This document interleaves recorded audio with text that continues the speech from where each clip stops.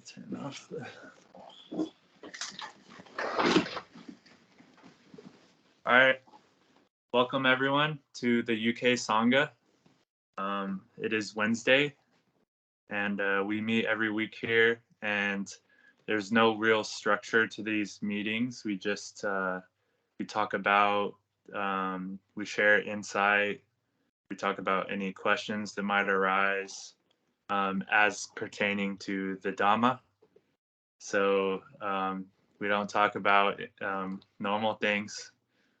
We just talk about things through the perspective of the Noble Dhamma. So that's one thing to understand about these Sangha calls, is that it's anything that is brought up is going to be examined through the lens of the Noble Dhamma and what Dhamma we can learn from it and continue to practice from. So with that being said, if anyone has anything they'd like to talk about that might bring up some good conversation, or simply you want to share how your practice is going, it's all free game from here on.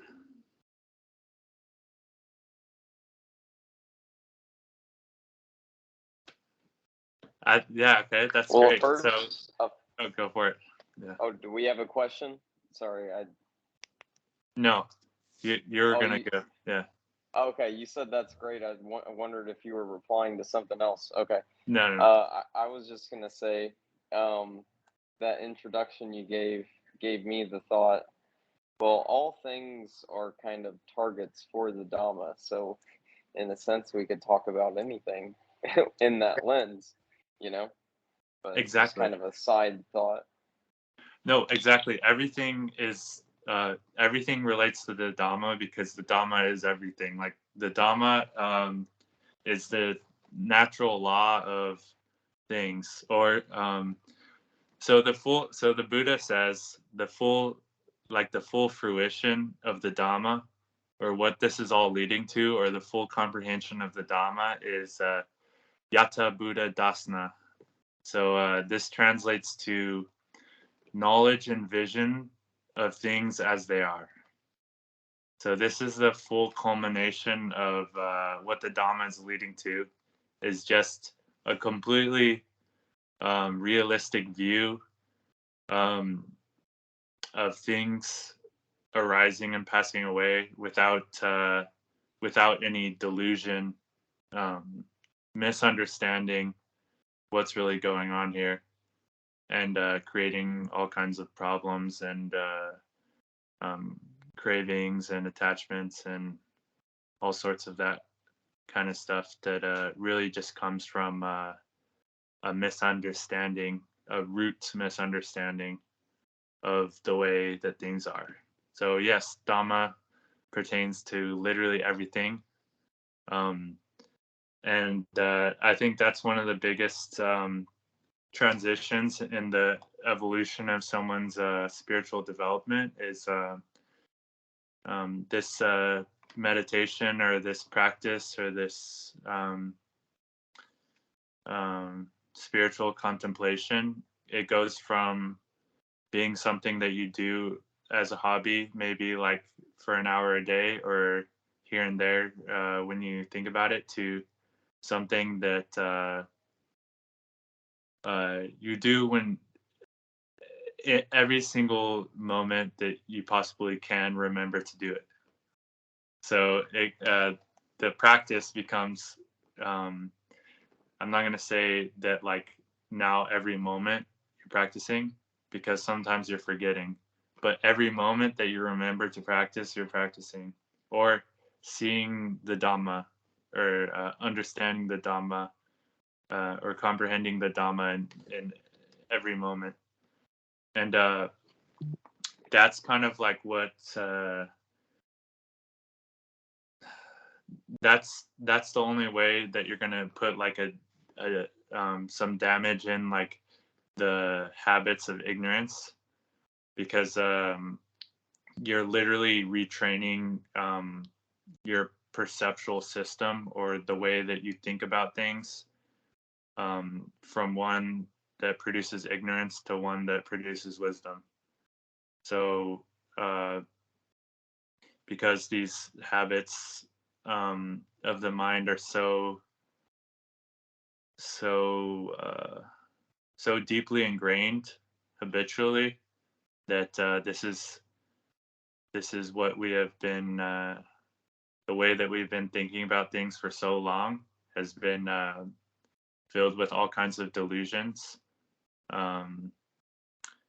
Whether it's nature or nurture doesn't really matter. So whether it comes from some inherent quality of how the brain functions or whether it comes from what we were taught, it doesn't really matter because it can be reprogrammed. So but either way, it's a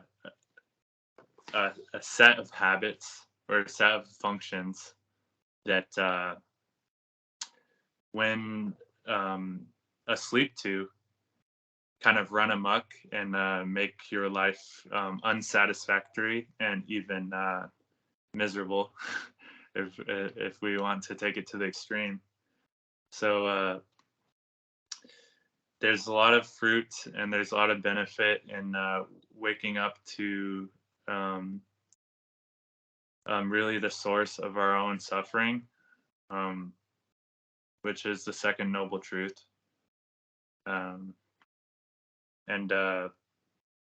anything that we say about the Dhamma is going to be kind of really simple, because it's really just going to have to do with the Four Noble Truths. And there's different like fun, quirky ways we can talk about the Four Noble Truths. But at the end of the day, if we're talking about the Dhamma, we're talking about the Four Noble Truths. And even shorter than that, dukkha, dukkha, nirodha. So one thing that I've been thinking about a lot recently is people mistake the teachings of the Buddha to be an ontology. So rather than a means to liberation or a means to the end of suffering. So this is a really common mistake because all other religions and all other spiritual practices usually have an ontology that goes along with it. And what is an ontology? An ontology is a statement about reality, the absolute fabric or the absolute nature of reality in terms of its like primary existence. So an ontology, for example, would be it's all dead, inert Newtonian matter that's just like marbles colliding into each other, and that's what reality is. Or it's all it's all God Vishnu dream. It's Vishnu dreaming up a conscious entities, and it's all consciousness. That's an ontology. We've talked about in the past few calls the difference between why and how, and ontology would be asking all the why questions. When you, like you said, it doesn't matter if this is nature or nurture.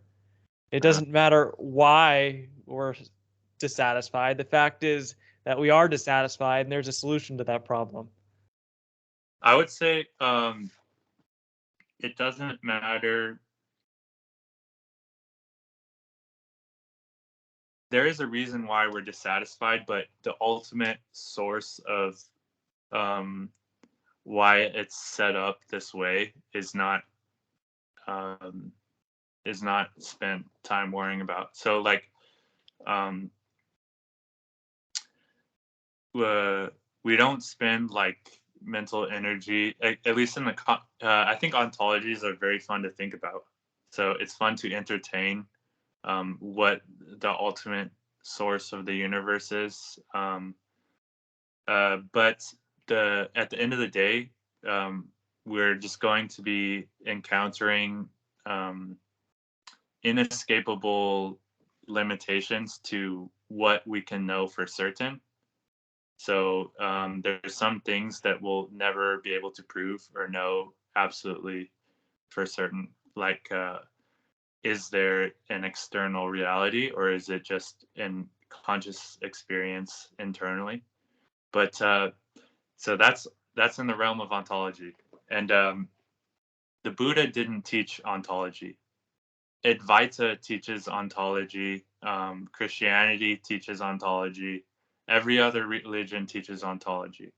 But the Buddha simply taught suffering and the end of suffering, with no claims about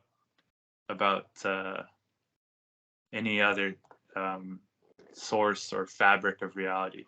And then so everything is experiential, and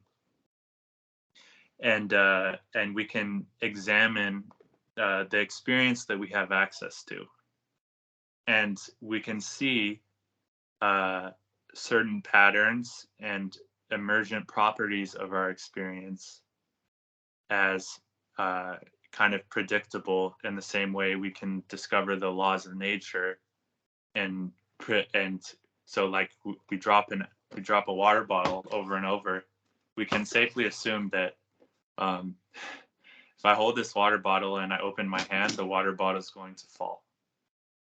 So the Dhamma is similar to that kind of approach to how dukkha operates and works, is that we learn the inner mechanics of how dukkha arises, and also the mechanics of how dukkha comes to an end.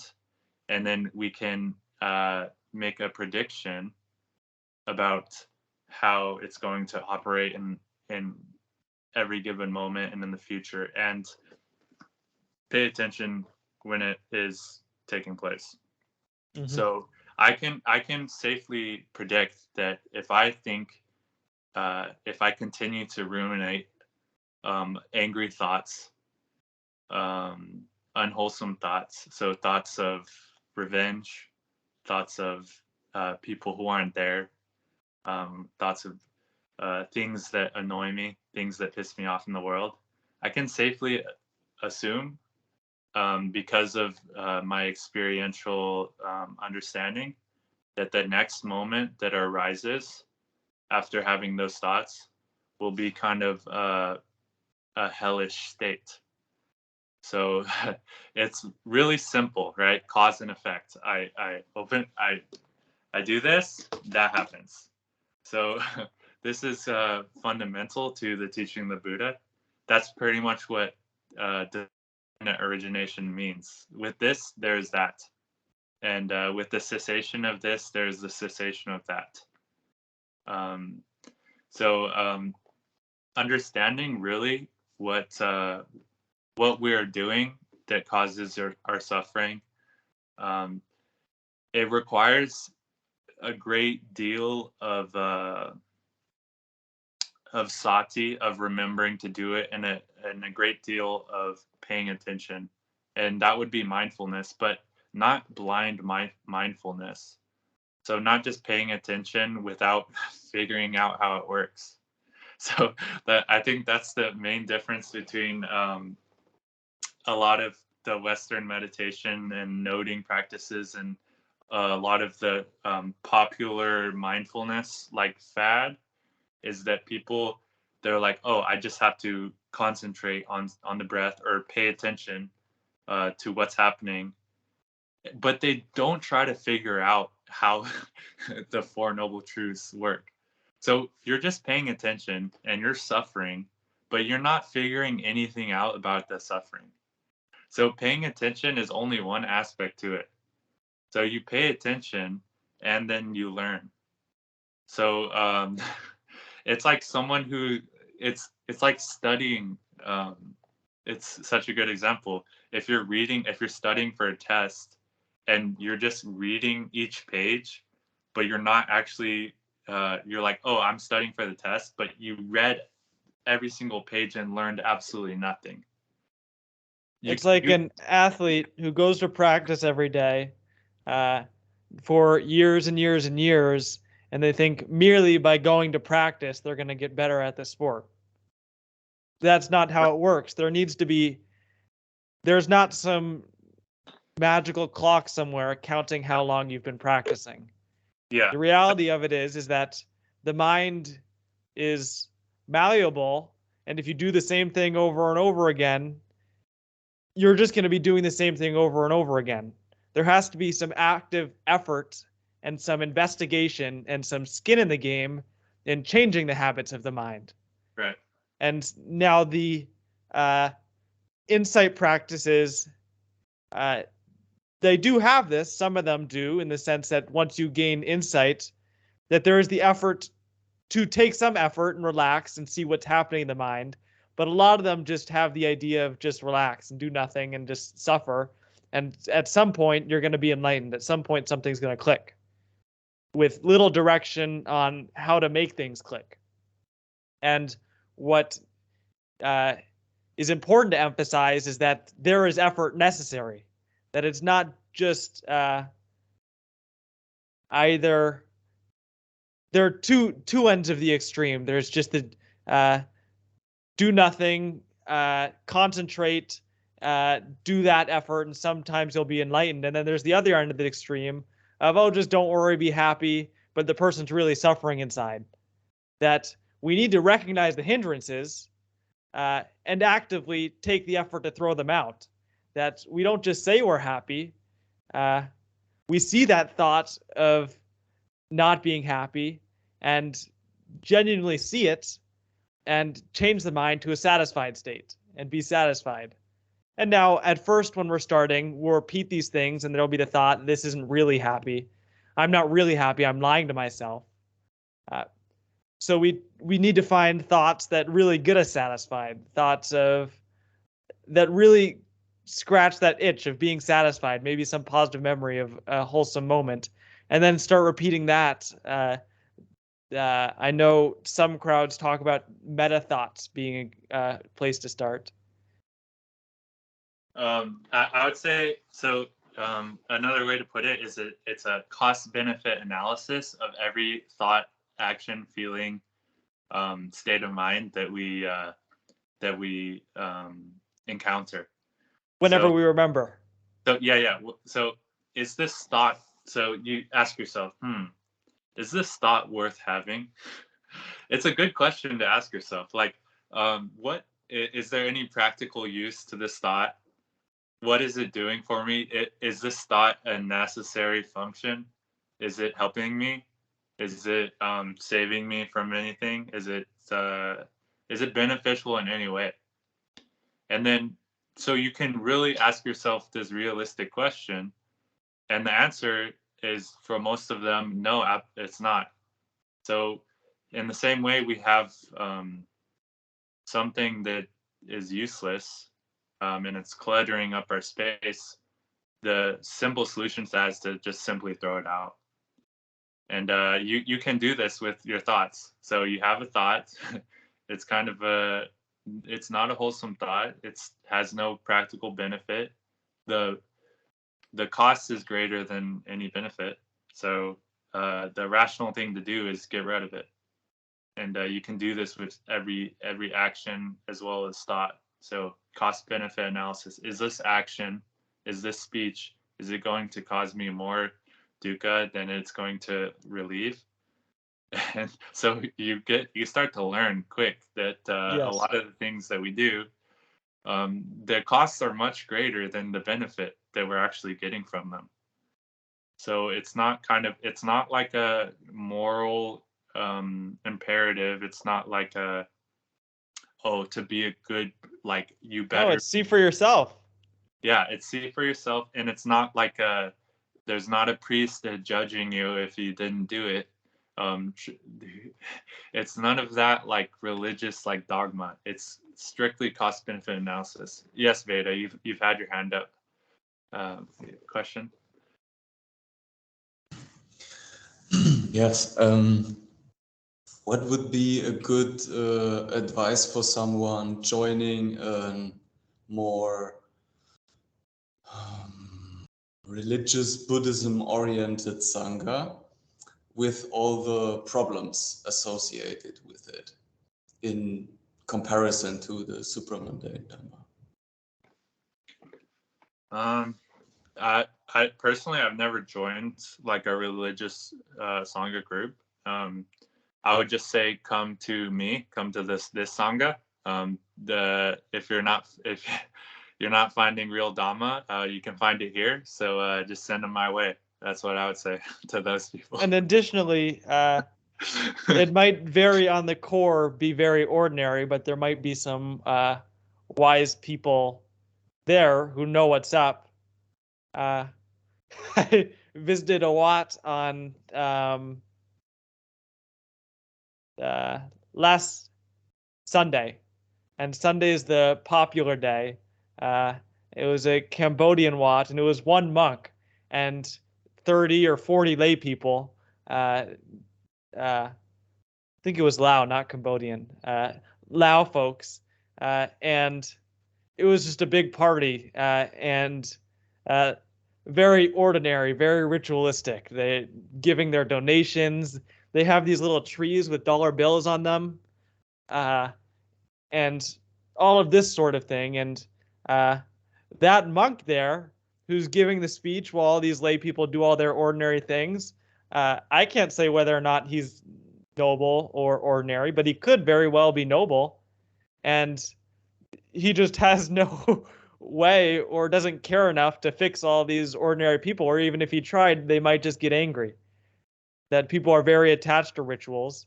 And so in the same way, if you go to ordinary Buddhist Wat of some kind, that's probably most of the lay people, especially if it's Southeast Asian, that Westerners coming to Buddhism come from a different perspective than Asian folks, because they've grown up in the culture. This was talked about. I was reading a little bit of Ajahn Chah's biography written by Ajahn Jayasaro, and he made the point that Western monks are a lot. He likes to have Western monks compared to Thai monks, because Thai monks, really the water is flowing in the state of wanting to go to the monastery and becoming a monk. The parents would be really happy. It's really good merit for them if their kids become monks, that they'll get a good rebirth or whatever is going on in their mind. They would like their son to be a monk, and they're pushed. It's the exact opposite in the West, especially 50 years ago, when a lot of like Ajahn Sumedho and that crew was becoming monks. They had to leave the UK, go to Southeast Asia and become a monk. What do you think their parents thought about it? They have to put in some serious effort and intention to do that. So they're probably willing to apply themselves more and really listen to what the teacher Ajahn Chah has to say and apply it. So your original point was about how to go into these places. Go in with an open mind and investigate. And when you see, when one sees these ritualistic behaviors, not to take them as something to fear, something to be averted to, just take them as this appears to be some superstitious behavior, and that noble folks, wise folks, are not completely opposed to superstitious behavior. They're just not attached to them. They're not clinging to them. They might still go along with this because it'll create unnecessary social friction for other folks who are attached. Right. Yeah. I think it's a lesson in not jumping into the sea, saving people who are struggling because you don't have enough. How do you say, like those swimming rings? You know what I mean? Lifesavers. Yeah. Lifesavers. Yeah. What we're specifically talking about here is the third fetter of Sila Bhatta Paramasa, clinging to rites, rules, and rituals. And we can see this in a non-religious perspective as well, that a lot of society is just clinging to rites, rules, and rituals, superstitious things that they think are good to do or valuable to do in some way, but they're really just doing them because they're clinging and they're superstitious. They're not investigating based on reality. And so if we try to save society from that, there's no way we're going to lose. And if we really want society to change, we're just going to be left dissatisfied. Right. I think so if you go like the monk route, if you want to go and immerse yourself in that, there's a lot of resources. I know that definitely Dhammarato knows a lot more about that. But me personally, I'm a lay person. So I teach from a lay person's perspective, and I think the Noble Dhamma historically has been kind of hidden away from the lay people. So I think it's good that it's kind of breaking out, and to realize that you can practice the Noble Dhamma and not as a lay person. So you don't need to become a monk. You certainly can, and the monks, and they have a real value for our society. So there is real value in a certain amount of the population going away from the family life, going away from home life, and completely just immersing themselves in the spiritual pursuit. And this is a really good point that you make, and I think most Westerners who come to the Dhamma get caught up in this, and that I need to become a monk and all of these sort of thoughts. But an ordinary way to look at it, or looking at it from a worldly perspective and a noble perspective, becoming a monk is just another profession. You wear a different outfit. Instead of making income to go buy food at the store, you get the food from people who donate it. And there are various costs or benefits and pros to different professions. And like you're mentioning, Scott, monks, as a role in society, can be very beneficial. It can be sort of an example for people, especially that sort of. I was listening to Santi Caro talk about this a while ago, and Buddhadasa mentioned something similar, that the monk's ideal role in a society is an example of what is a wise, noble person. And this doesn't mean that at all that by being a layperson, you cannot meet this example. It's just you're living with different clothes, you find your food in different ways, and things like this. But those are merely circumstantial, logistical. Yeah, there is certainly value in sort of a life of just taking yourself out completely from the worldly winds. So if you become a monk, it's kind of like you take complete refuge in the Sangha and in the Dhamma, both like internally and externally. So you're not involving yourself with money. So that kind of like takes a lot of like of hindrances that would normally arise due to the problem of money out of the equation. So it's kind of just like a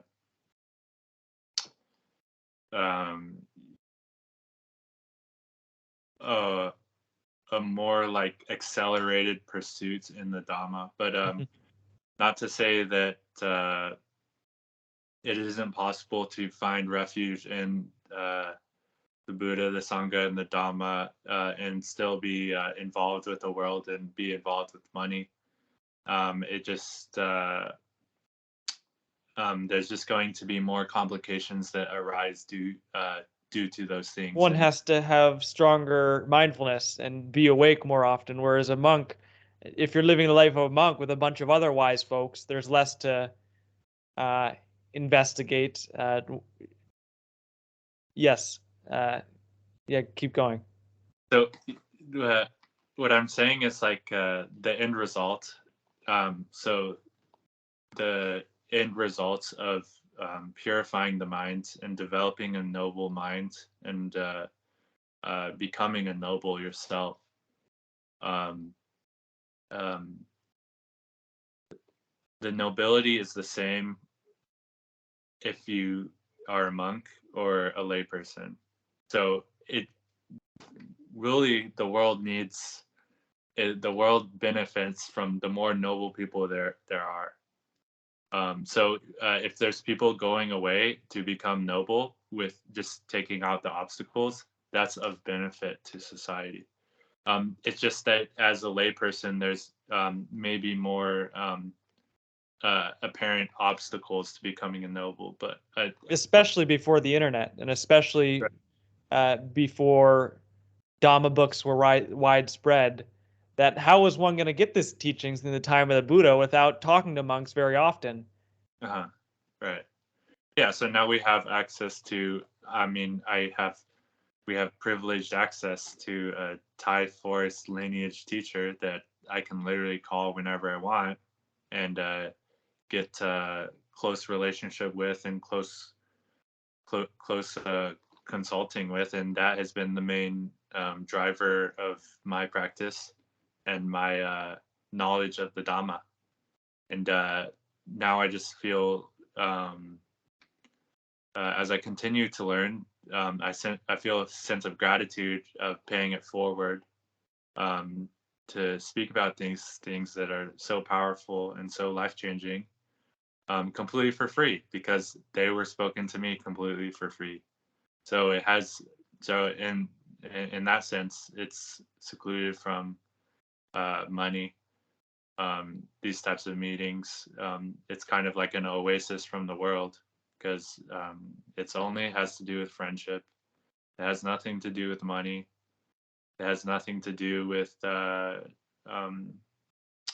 gain and loss, pleasure and pain. It just has completely to do with talking about the Dhamma and talking about the way things are, and the path leading to the cessation of suffering, and the mastery of those truths and mechanics in our day-to-day lives. And it's kind of like a way of life, or a way of living that it takes the anxiety, the fear, the existential dread out of life, because it's so reliable. So once you discover these truths for yourself through your own practice, that's kind of like what guides you. And I can't imagine this changing for the rest of my life. So there is a kind of like a safety, a security in that, in the Dhamma, a refuge, certainly, from the sways and the dangers and the worries of the world, and all the dukkha of samsara, or the churning of the wheel. Yeah, Veda, go for it. Are flaws in the foundation of the practice eradicable? Okay, so what do you mean by that? Are flaws in the foundation of the practice? If people are, let's say, in something like McDonald's of Buddhism, Kadampa, or something like this, and they learn so they have the stuff and they associate with the stuff. Yeah, so they have some sort of like root misunderstanding that they've been practicing that hasn't been working. No, never mind, start again. So that applies. Never mind, start again applies to everyone, even if you've been meditating all sorts of wrong ideas for 10 years.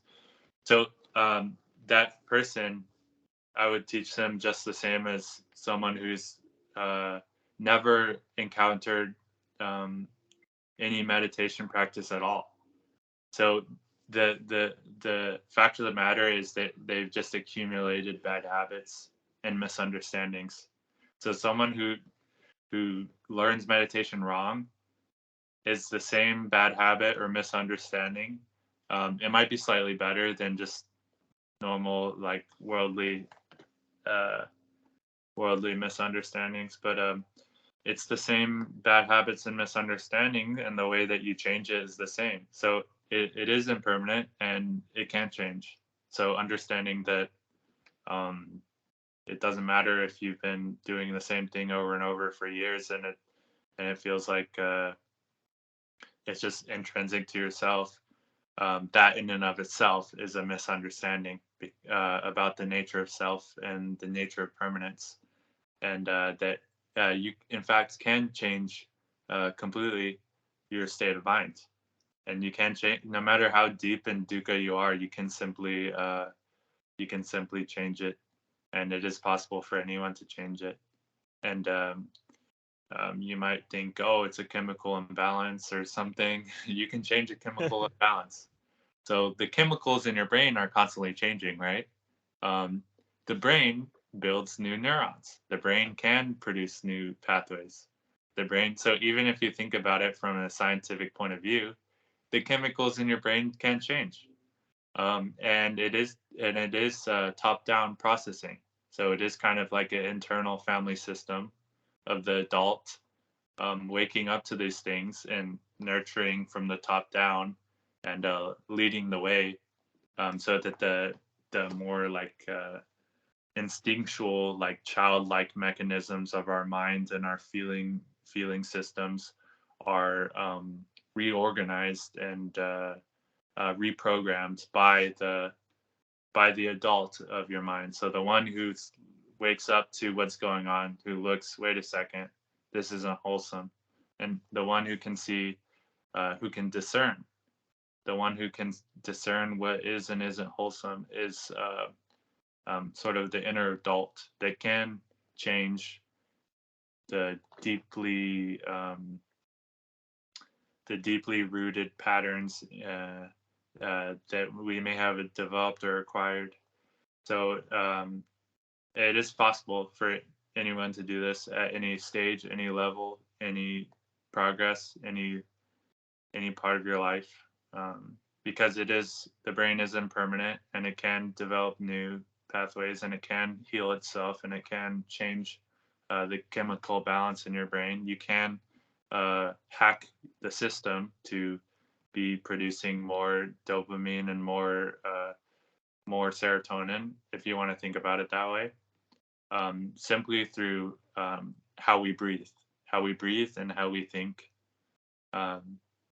Change how we breathe, it literally changes our chemistry, and change how we think, it changes our neural pathways as well.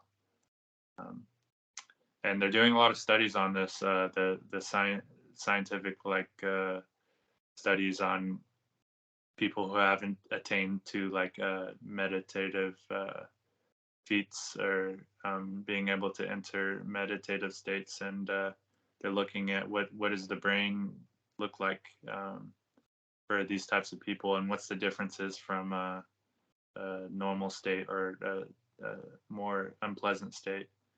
And I think there's some cool stuff that's probably going to come out of that. But the point is that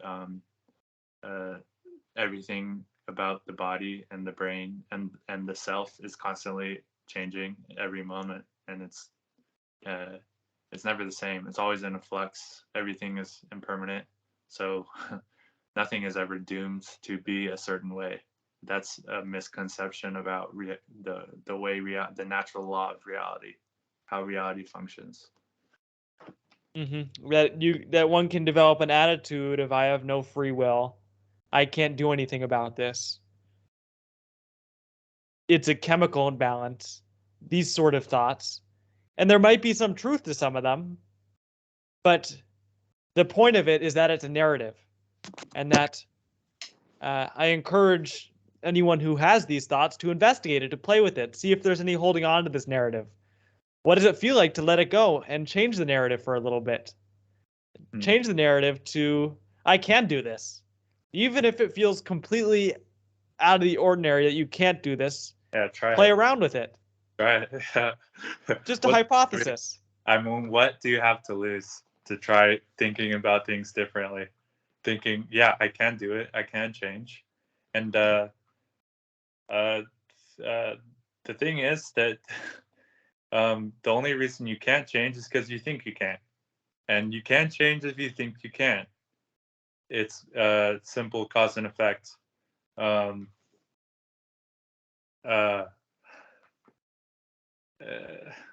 So just understanding that it's the internal processing that makes us suffer, not what actually happens, is the main thing. So there is a stimulus, and then there's the processing of that stimulus. And the processing is where there may be unskillful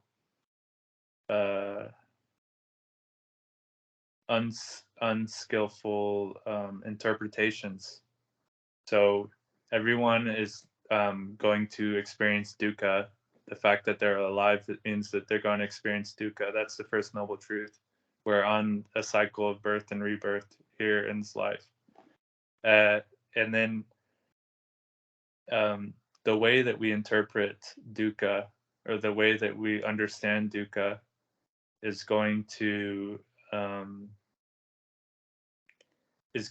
either disallow the discovery of the other noble truths past the first one, or just keep you at the first noble truth of, yeah, this sucks and I'm suffering. So if we interpret things like yeah, like a lot of people think that that's what the Buddha taught, is that all life is suffering and there's like all of it suffering. But no, actually, sukha is the opposite of dukkha, and sukha is a skill to be developed. So it has been developed by other people, and you can do it too. First-hand experience. I've developed the skill through the practice of the Dhamma to literally experience more sensations, like real sensations of comfort and real sensations of relaxation and happiness. And then out of that, uplifted joy arises. So sort of like sometimes even rapturous. So just enlivening stuff. It's like the juice, the stuff that exhilarates you, the stuff that makes you feel alive, the stuff that feels like new life, feels like youth, feels like spring, and that is another skill or another aspect of the practice. And then all of this stuff is impermanent, and then you come into even more tranquil states of mind and develop even more insight about how the mind functions, because you're not wasting all this time griping to yourself and having a pity party. So like once you stop wasting all that time with your internal pity party or griping, you can actually see clearly what's going on from a kind of unbiased perspective, just completely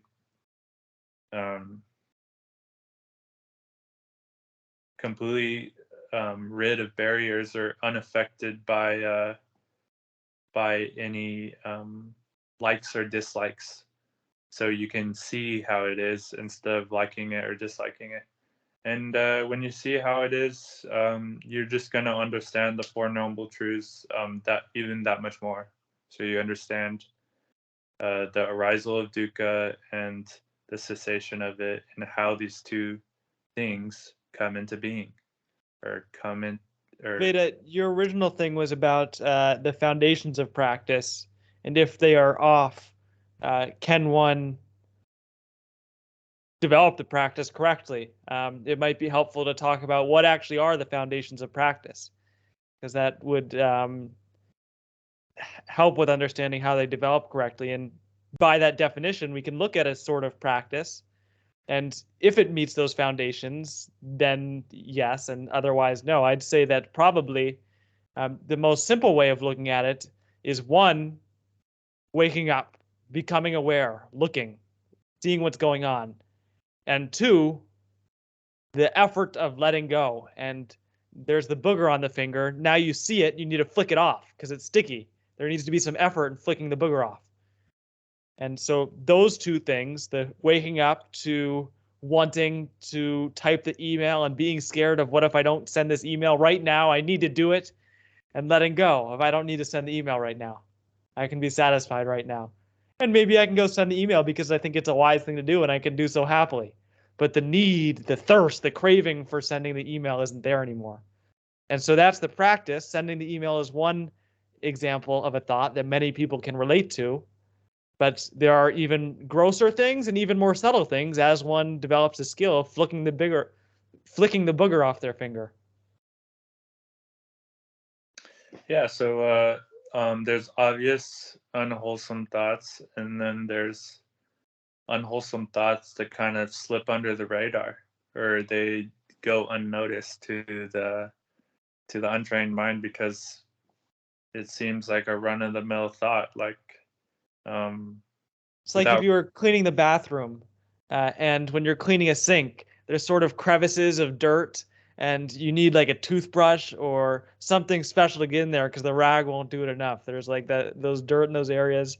So there needs to be extra effort, and we need to be extra aware to clean out those dirty areas, if that makes sense. Mm-hmm. Yeah.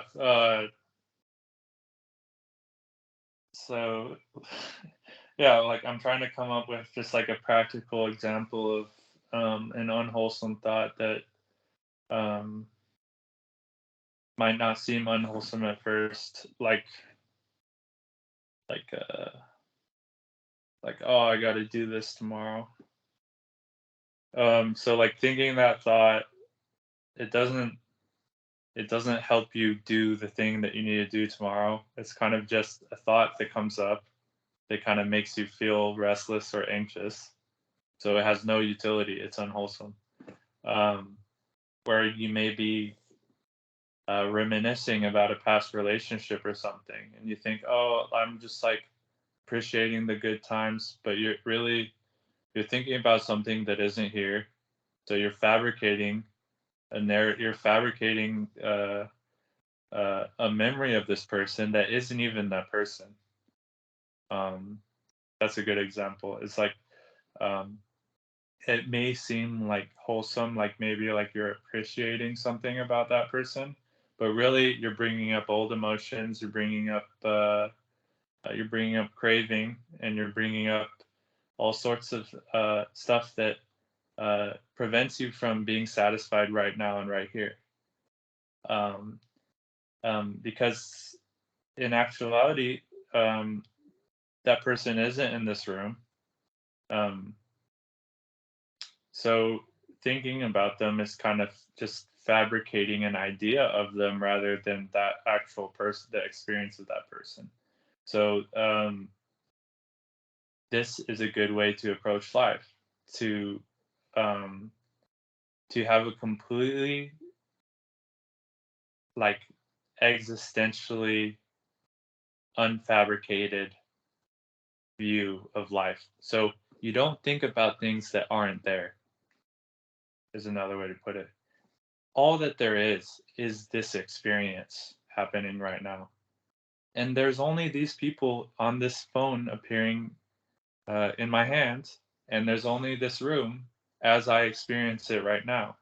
And anything else is going to be a present experience, but it's going to be a fabricated concept about past or future experiences, which is arising in the moment, but we forget that it is just a fabrication, that it isn't actually the real thing. The real thing is all that the real thing will ever be is this. So to come into to really come into the experience of now and start to enjoy it, and most of the time what prevents you from enjoying it or prevents you from finding some relief in it is worrying about and thinking about things that aren't there. It's almost 100% of the time what prevents you from just relaxing. Yeah, the classic Dhammarato line of there are no alligators on the floor. There are no mafia bosses knocking at your door. Yeah. There's nothing that is an imminent threat to you right now that is worth being scared of. Yeah, and so whether or not anything is worth being scared of or not, that's a different question. Right now, in your immediate vicinity, there's nothing dangerous to you. Yet we still feel scared. We still feel that danger. Yeah, so once you wake up to that, is that there's no danger here. Now you're just left with the hindrances that you have in this moment. Maybe you're bored. This is boring, or that's kind of restlessness. Maybe some sort of, you feel sluggish, you feel tired, you don't feel very awake. That's sloth and torpor. And then all these hindrances, now that we've actually gotten down to the real problem, because we stopped proliferating about all these other problems, we've gotten down to the real problem of, I feel dissatisfied right now in this moment. Now we can deal with it. Now we can start to change it and practice to change it.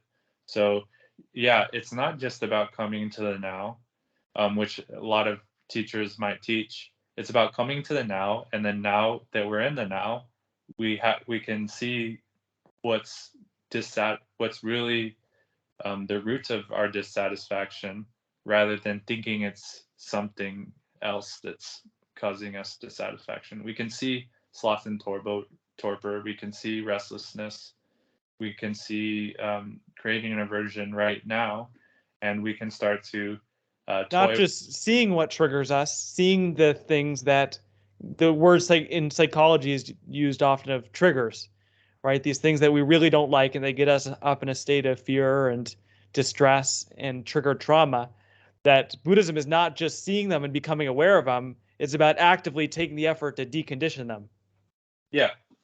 Yeah, so we literally... That's why people stay in it. That's why people stay in their conditioning, because they don't have proof for that it could be different.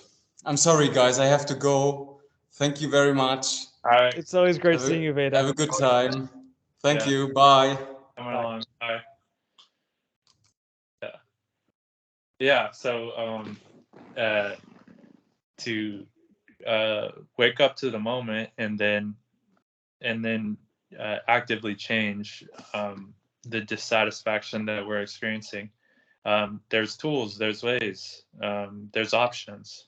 There's a lot of different options. So it is kind of like sports, practicing a sport. Like, what do? You strengthen your weaknesses, and you take advantage of your strengths. So you really use your strength to your advantage, and then you become aware of the weak points, and you strengthen them at those points. It's the same way with experiencing more pleasure in the body, more wholesome thoughts. We see where the problem is, rather than just thinking all of it's the problem. We find the problem, and we change it specifically and surgically, and then we keep doing that. And at first, it may be, oh, there's a problem. You may be like you're playing whack-a-mole. It just keeps popping up. That's a great analogy. Yeah. But you know, you just get good at playing whack-a-mole, and boop, got it there, got that one, and then you become really good at whack-a-mole. And so you develop the skill irrespective of how many hindrances are popping up. And really celebrating when you whack that mole. Yeah.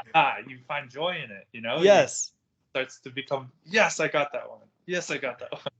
Whoopee! So, yeah. So, you know, you're having a good time, and you're actually enjoying yourself. So, I think that's a good note to end it on, unless you have any other thing to bring up. That was great. As always, everyone's invited to come join. Just a bunch of friends, informally chatting, brothers and sisters in old age, sickness, and death. Everyone's welcome, whether beginner or expert or whatever. Just come and join and hang out. We're just a bunch of friendly friends. All right, man. Well, it's good seeing you. Yeah, great seeing you, Scott. See you next time. Yeah, bye.